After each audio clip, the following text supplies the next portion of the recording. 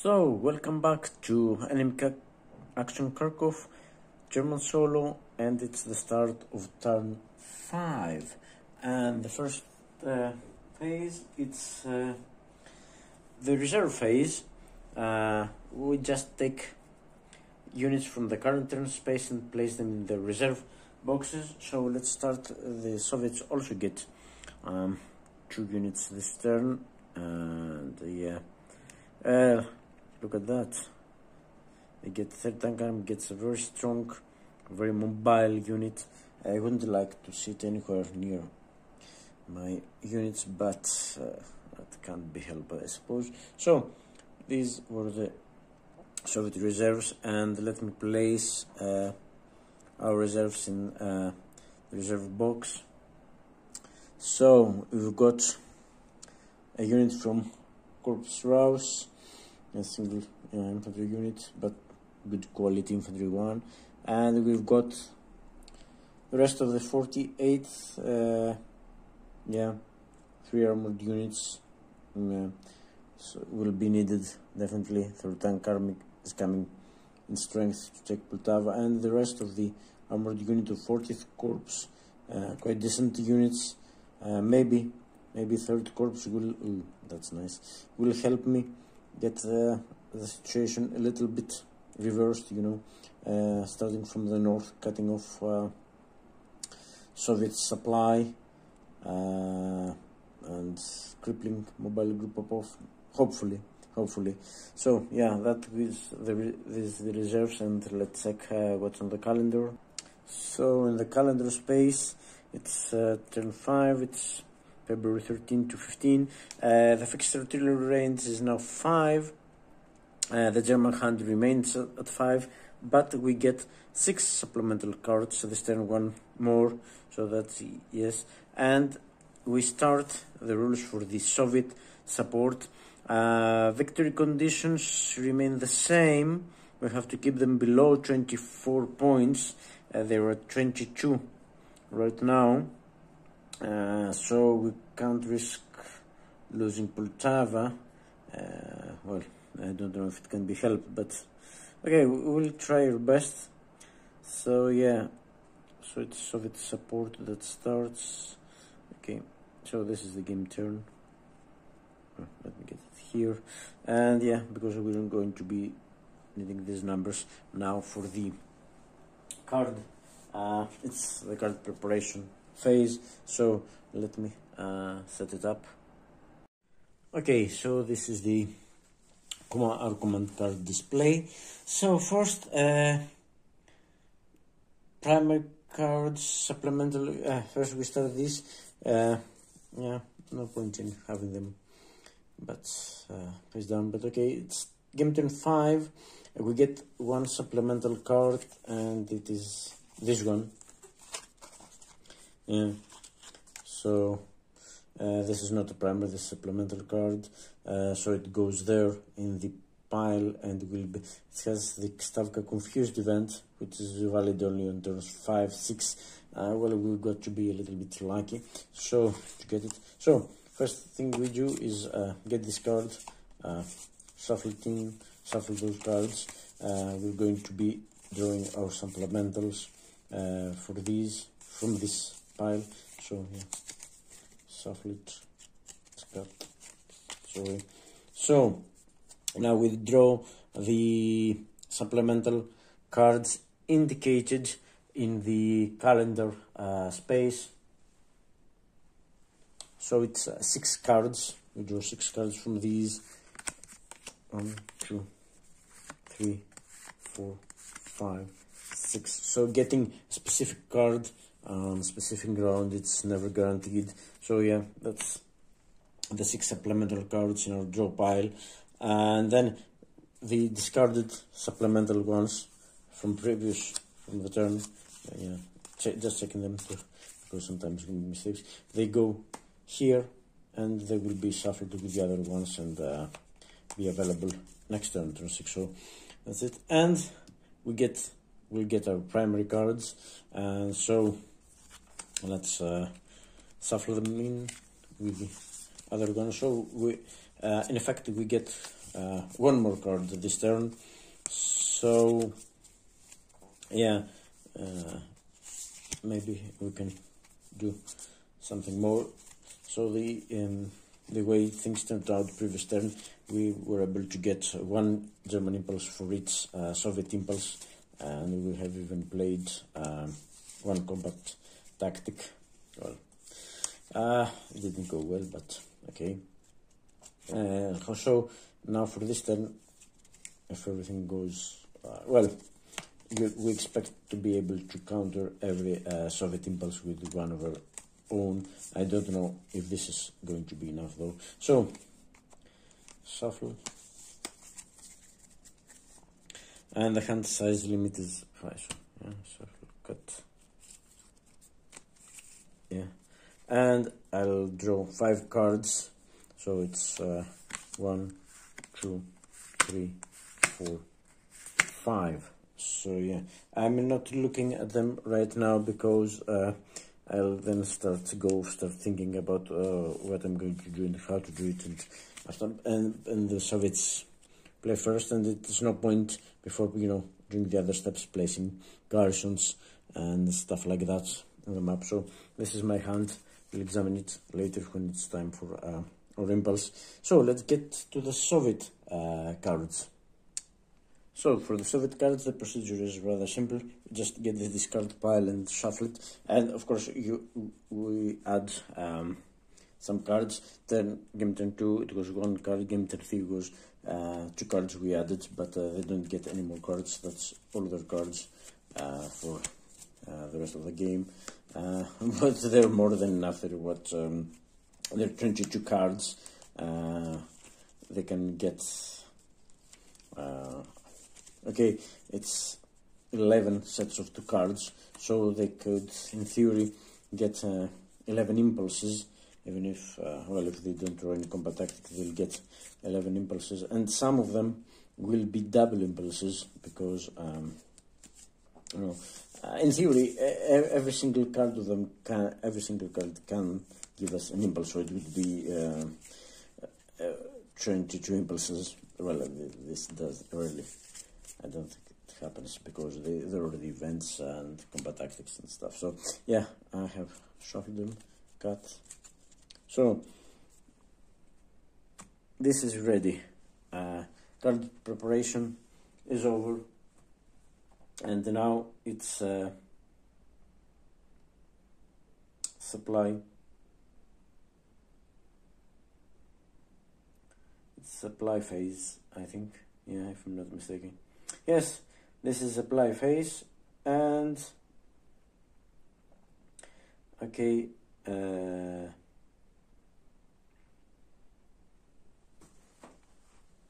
let's try to. Yeah, the first step is what am I talking about? The first step is placing garrisons. So let's prepare for this.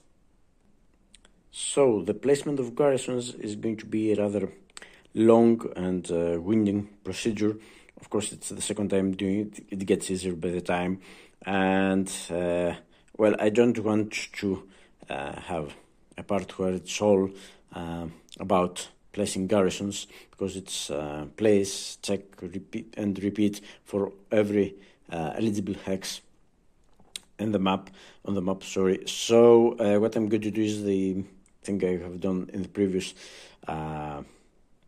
one. I'm going to show you the map. I'll try to pan through the map to see how the situation is right now, and then I'll make a separate video with the whole procedure for anyone that wants to watch it and confirm. And yeah, the way Grant did, well, I'm grateful to him for that. And then we'll get back in this part when I will have placed all garrisons and show you the end result. So this is the situation just before placing garrisons. You see we have removed the garrisons from previous turn. There were here a whole set of garrisons, and there's not much north of that because we can't trace German supply, obviously, but maybe they'll get some more. You see all this area is free of the garrisons. You see they're just on VP hexes. So this is a measurement of our failure. We can't resupply. So these areas are let's say secure, more or less. Getting here, yeah, there's two garrisons, or just two garrisons here that have remained because we can't resupply to these hexes. They're so close to the map edge, and yeah, you can see the whole situation here. We're critical. 69th and 40th Army and 3rd Tank Army will try to get the last 2 points they need out of Poltava. So yeah, that's the situation at the start, and we will be back and show you how this has changed after placing the garrisons. Okay, welcome back to the supply phase of turn 5, and let's see the results of us placing those garrisons. The video which is deals with the placement of these garrisons will be up shortly after this video, so you can watch it and see if I've got things right. Well, I expect a couple of mistakes to have slipped through, but I hope they're not so serious. I'm confident that I have done a pretty good job, because I believe the point of placing garrisons is to create a line, which hampers German advance and German tracing of supply. And during this phase, now Soviet garrisons have a supply line, and you can see that there is continuous. They have a zone of control, so there's a continuous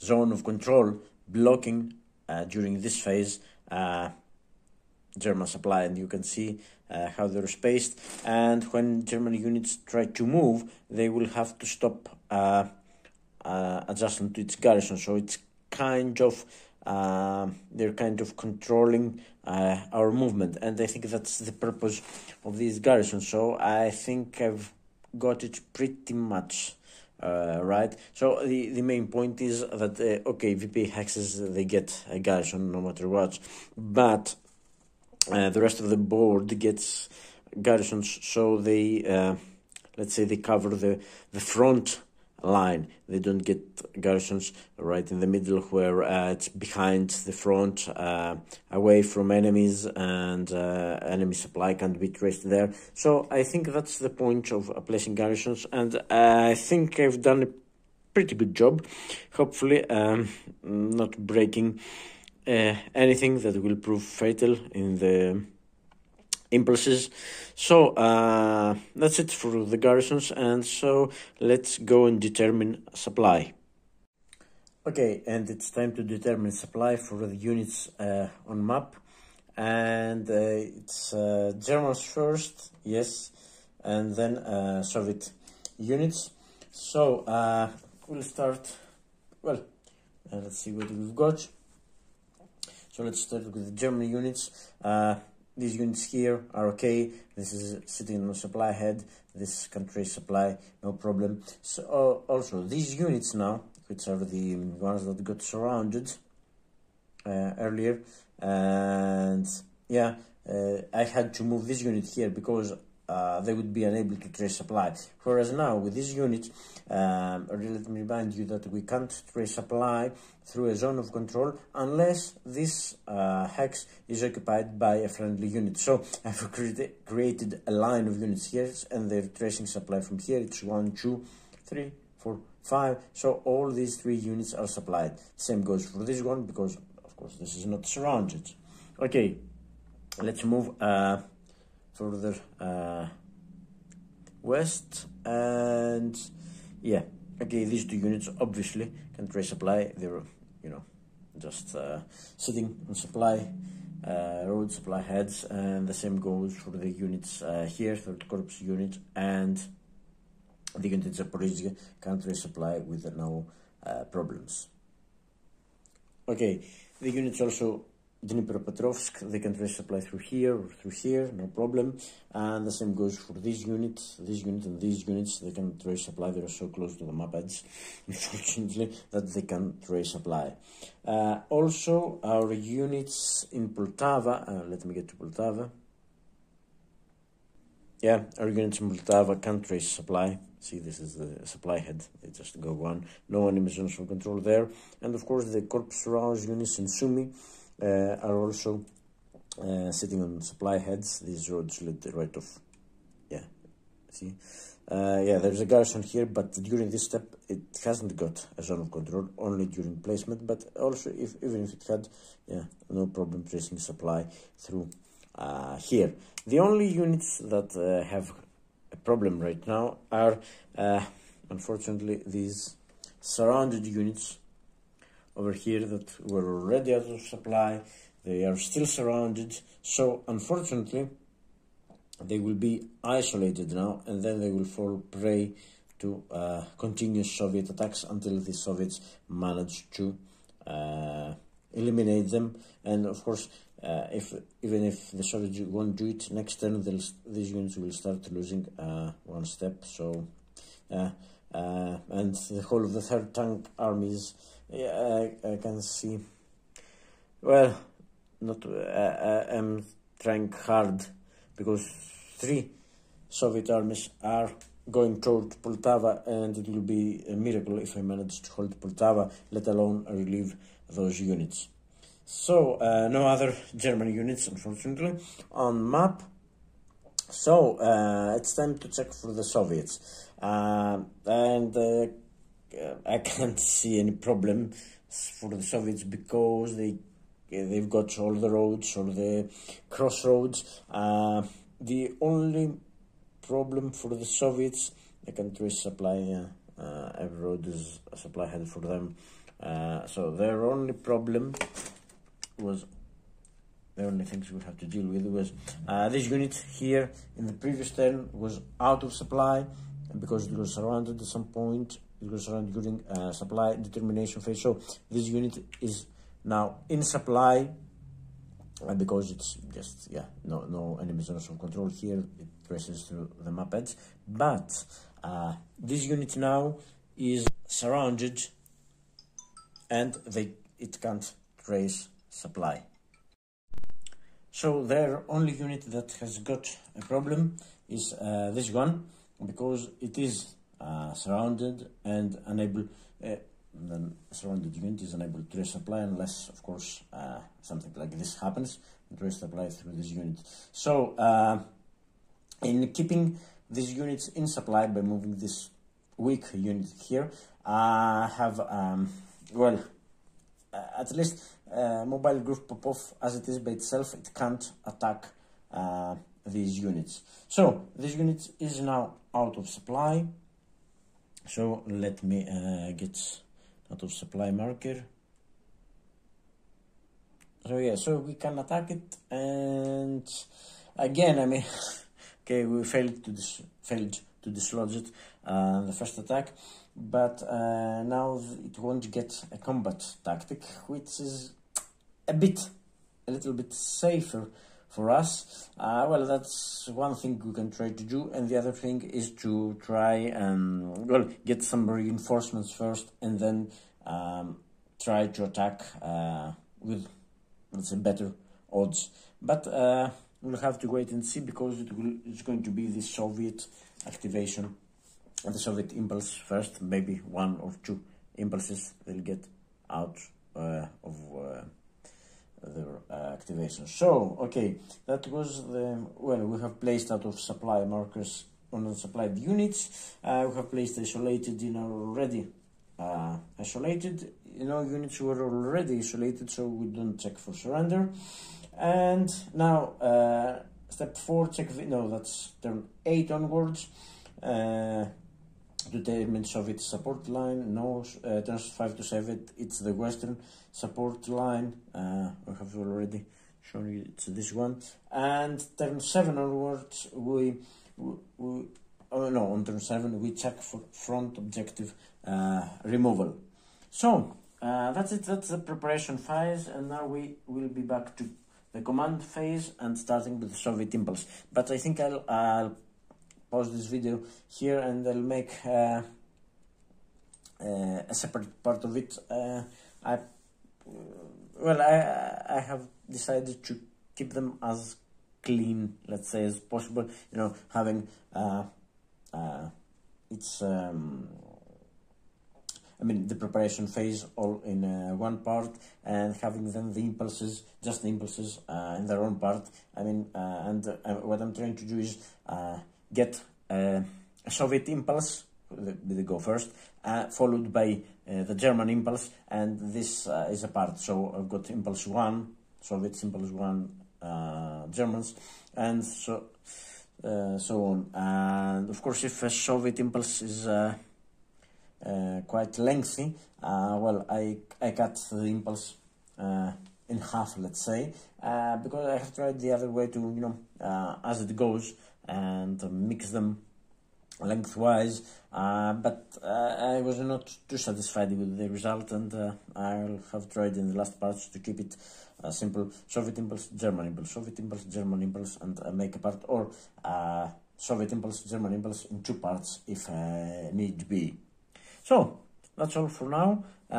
We'll be back hopefully soon with the command with the command phase of the turn 5.